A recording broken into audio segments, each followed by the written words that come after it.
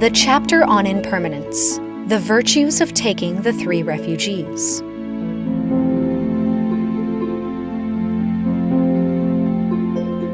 Chakra Devanam Indra noticed himself having the 5 signs of decay. He knew that he was dying, and he would be reborn as a donkey, so he was very worried.